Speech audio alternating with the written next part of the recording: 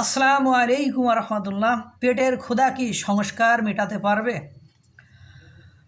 তিউনেশিয়ায় এক ব্যক্তি ক্ষমতায় ছিলেন 23 বছর। ব্যাপক আন্দোলনের মুখে 2011 সালে 14ই জানুয়ারি ক্ষমতাচ্যুত হন তিনি। চলে যান দেশ ছেড়ে। অভ্যুত্থানটি বিশ্বজুড়ে স্বীকৃতি পায় জেসমিন রেভলিউশন বা জেসমিন বিপ্লব নামে। বাংলাদেশেও আন্দোলনের ফলে 5ই আগস্ট দেশ ছেড়ে চলে যান শেখ হাসিনা। জুলাই অভ্যুত্থানের সাথে তিউনেশিয়ার অভ্যুত্থান পরবর্তী সময়ের সবই বিপ্লব ব্যর্থ হওয়ার পয়েন্টগুলোতে মিলে যাচ্ছে, যে কারণে তিউনেশিয়ার বিপ্লব ব্যর্থ হয়েছিল, যে কারণগুলোর কারণে সেই একই কারণগুলো বাংলাদেশের সাথে হুবহু মিলে যাচ্ছে। আন্দোলনে হতাহতদের উপেক্ষা, তিউনেশিয়ার আন্দোলনে নিহত আহতের পরিবারের পুনর্বাসন ও আহতদের চিকিৎসা করতে সরকার ব্যর্থ হয়। বাংলাদেশেও ঠিক এদের চিকিৎসা ক্ষেত্রে সরকার ব্যর্থ হয়। আপনারা জানেন যে কথা না বলায় স্বাস্থ্য উপদেষ্টার গাড়ির উপর উঠে যায় আন্দোলনকারীরা, কাফনের কাপড় পরে রাস্তায় শুয়ে পড়ে এবং আমাদের উপদেষ্টারা রাতে যে তাদের কাছে প্রতিশ্রুতি দিয়ে তারপরে তাদেরকে আবার চিকিৎসা বেডে ফেরায় এবং তারপর দিন তাদেরকে নিয়ে একটা বৈঠক হয়েছিল, সেই বৈঠকে হট্টগোল হয়েছিল। এখনও তারা বলছে তারা চিকিৎসা পাচ্ছে না। অনেকে চিকিৎসা করতে যেয়ে তারা ফকির পর্যন্ত হয়ে যাচ্ছে। এই কনসার্টের দিনও একাধিক চোখে যারা গুলি লাগছিল তারা বলছে যে আমাদের চোখের অপারেশন হয় না, ওনারা আসছে কনসার্ট করতে, ইত্যাদি ইত্যাদি। যাই হোক, 26 বছরের সবজি বিক্রেতা তরুণ দুর্নীতি আর দুঃশাসনের অর্থনীতি হতে মুক্তি পেতে নিয়ে নিজ গায়ে আগুন লাগিয়ে দিয়ে পুড়ে মারা গিয়েছিল। সেই আগুনে পুড়েছিল বেন আলী সরকার, মানে তিউনেশিয়ার সেই স্বৈরাচার সরকার। কিন্তু বেন আলীর পরে দায়িত্ব নেওয়া অন্তর্বর্তী সরকার অর্থনীতিতে কোনো পরিবর্তন আনতে পারেনি, বরং তারা বেশি আলোচনা ছিল সংস্কার নিয়ে। বাংলাদেশেও আমরা তিউনেশিয়ার মতো দেখতে পাচ্ছি। ডক্টর ইউনূস সরকার ক্ষমতা গ্রহণের পর শতাধিক কলকারখানা বন্ধ হয়েছে, লক্ষ লক্ষ মানুষ বেকার হয়েছে, জিনিসপত্রের দাম বাড়ছে, টিসিবির লাইন দিন দিন বড় হচ্ছে, আর সংস্কারের লাইনও দিন দিন বড় হচ্ছে। সংস্কার কমিশন বাড়ছে, কিন্তু মানুষের ক্ষুধা লাগবে কোনো কাজে আসছে না। এই সংস্কার পরিকল্পনা উপদেষ্টা বলছেন সরকারের এখন সবচেয়ে বড় চ্যালেঞ্জ মূল্যস্ফীতি নিয়ন্ত্রণ করা। দেশের বড় রপ্তানি খাত গার্মেন্টস বিকল শিল্পে হাহাকার চলছে। এই হলো অবস্থা।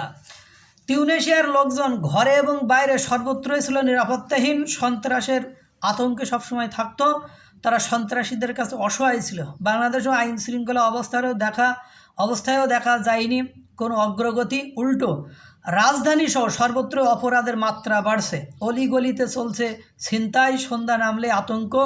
মূলত সন্ত্রাসের কাছে অসহায় মানুষ। ছিনতাই, ডাকাতি, খুনের মতো পরিস্থিতি সামাল দেওয়ার জন্য সেনাবাহিনী নামিয়েছিল তিউনেশিয়া, কিন্তু আশানুরূপ কোনো ফল পায়নি। আর আমাদের সেনাবাহিনী তো মাঠে আছে, থাকা অবস্থায় সন্ত্রাসী কর্মকাণ্ড চলছে। তিউনেশিয়া অভ্যুত্থানের পরে ব্যাপক লুটপাট হয়েছিল। বাংলাদেশেও গণভবন, বঙ্গভবন, থানা লুটপাট, আওয়ামী লীগের নেতাকর্মীদের বাড়িঘর লুটপাট সহ সব কিছুই মবক্রাসি হতে রক্ষা পায়নি। কিন্তু পরিস্থিতি তিউনেশিয়া থেকেও খারাপ হয়েছে। যখন আমরা দেখি 4 মাস পার হলেও থামছে না মব জাস্টিসের মতো কর্মকাণ্ড।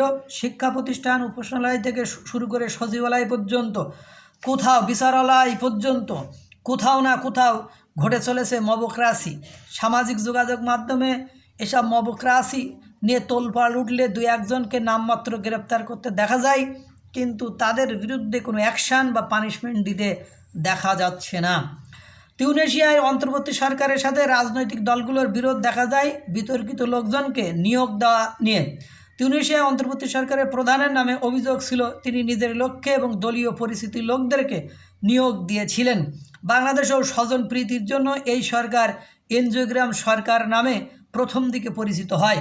মুখে মুখে চুক্তিভিত্তিক নিয়োগের কথা বিরোধিতা করলেও ইউনূস সরকারকে সেই চুক্তিভিত্তিক নিয়োগের উপরেই নির্ভর করতে হলো এবং যাদেরকে নিয়োগ দেওয়া হয়েছে, যেমন চট্টগ্রাম থেকেই অর্ধেকের বেশি উপদেষ্টা নিয়োগ দেওয়া হয়েছে এবং তাদের পছন্দের লোকজনদেরকে নিয়োগ দেওয়া হয়েছে।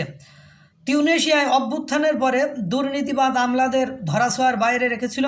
বাংলাদেশেও বর্তমান সরকার কোনো দুর্নীতির সমাধান করতে পারেনি, উল্টো দুর্নীতির অভিযোগ আছে এমন অনেক ব্যক্তিকে প্রমোশন দিয়েছে। এমনকি যাকে দুদকের চেয়ারম্যান বানানো হয়েছে তার বিরুদ্ধে দুদকের আগে অভিযোগ আছে, যখন তিনি বিমানে এমডি ছিলেন তখন তার বিরুদ্ধে দুদকের অভিযোগ জমা পড়ে। নির্বাচন কবে হবে এটা নিয়ে সরকারের সাথে রাজনৈতিক দলগুলোর ব্যাপক সম্পর্ক খারাপের দিকে যাচ্ছে। বিএনপির পক্ষ থেকে আবারও আন্দোলনে নামার কথা বলা হয়েছে। সংস্কারের নামে কালক্ষেপণ রাজনৈতিক দলগুলোর মধ্যে আস্থার সংকট সৃষ্টি করেছে। তিউনেশিয়ায় ঠিক একই রকম পরিস্থিতির সৃষ্টি হয়েছিল, যেটি নতুন করে দেশে এক নায়কের জন্ম দিয়েছিল। নতুন রাজনৈতিক বন্দোবস্তার আড়ালে সরকার সমর্থিত নতুন রাজনৈতিক দলগুলোকে সহায়তা দিচ্ছে ইউনূস সরকার, এমন কথা বিভিন্ন রাজনৈতিক দল বলছে বা বিভিন্নভাবে সেটার নমুনাও দেখাচ্ছে। আন্দোলনের পরে তিউনেশিয়ায় খারাপ অবস্থা হয়েছিল যখন ডানপন্থী ও সেকুলারিজম এর মধ্যে বিরোধ ও অবিশ্বাসের মাত্রা বেড়ে যায়। বাংলাদেশেও ডানপন্থী, বামপন্থী, ধর্মনিরপেক্ষ, ধর্মভিত্তিক দলগুলোর মধ্যে বিরোধ দিনে দিনে তীব্রতর হচ্ছে। পাঠ্যপুস্তক সহ নানা ইস্যুতে ডানপন্থী অর্থাৎ ধর্মীয় সংগঠনগুলোর বাধার জন্য ইউনূস সরকারকে সরে আসতে হয়েছে, অনেককে পদত্যাগ করাতে হয়েছে। 7ই মার্চ দিবসবাদ, জয় বাংলাবাদ, মুক্তিযোদ্ধাদের লাঞ্ছিত করার ঘটনায় বিভিন্ন ধরনের বিরোধ ডানপন্থী বামপন্থীদের মধ্যে ঘনীভূত হচ্ছে। 5ই আগস্টের পর থেকে গণমাধ্যম দখল, গণমাধ্যমের কর্মীদের গ্রেপ্তার, গণমাধ্যমের কর্মীদের হেনস্থা এবং ভয়ভীতি দেখানোর মাত্রা কোনো না কোনো ক্ষেত্রে অনেক বেশি বেড়েছে। গণমাধ্যমের স্বাধীনতা নিয়ে কাজ করে এমন কিছু সংস্থা ইতিমধ্যে বিষয়গুলো সরকারের নজরে এনেছে। সময় টিভি মালিকের অফিসে ছাত্র আন্দোলনকারী সাংবাদিককে ছাঁটাইয়ের জন্য চাপ দিয়েছে এমন অভিযোগ করেছে এএফডি।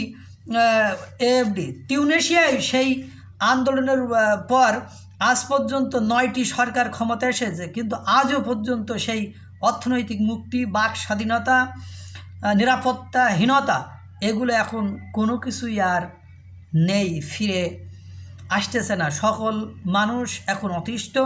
দেখা যাক বাংলাদেশের ভাগ্যলিপিতে কি আছে। আসসালামু আলাইকুম ওয়া রাহমাতুল্লাহ।